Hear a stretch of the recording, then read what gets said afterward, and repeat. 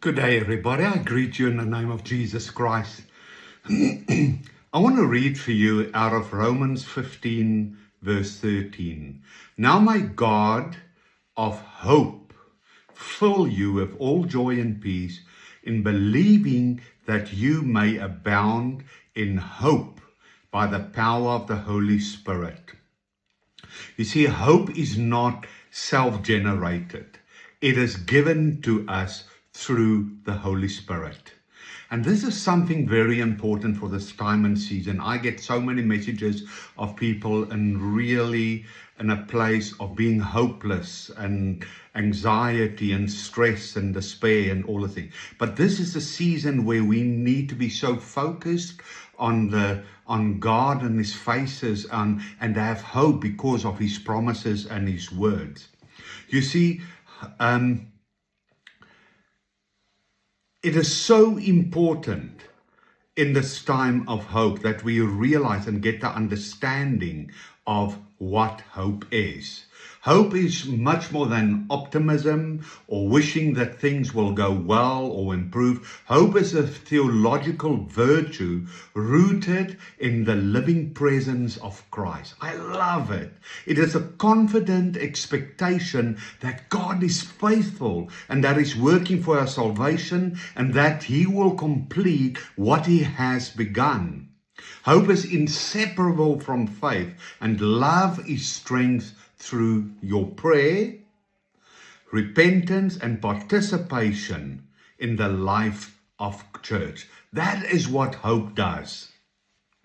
It's a patient trust and with confidence in the providence of God. It's trusting God's goodness and rather than our circumstances, expecting God's promises to be fulfilled in time, preserving through suffering without despair, looking toward eternal life while faithfully living in His presence. A gift of the Holy Spirit that grows through communion.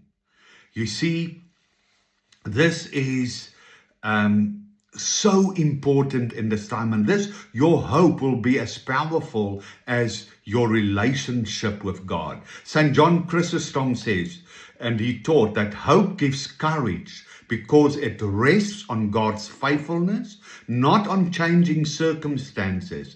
Even in hardship, Christians should remember that God never abandons those who seek His faces.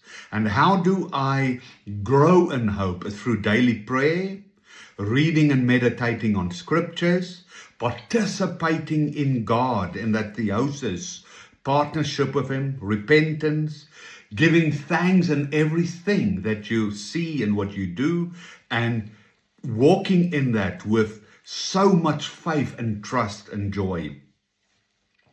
Hope is therefore not merely hoping for something, but hoping in someone, in God, in the Godhead 3 in 1, Father, Son, Holy Spirit, the risen Christ, who is faithful to His promises and who leads His people from glory to glory.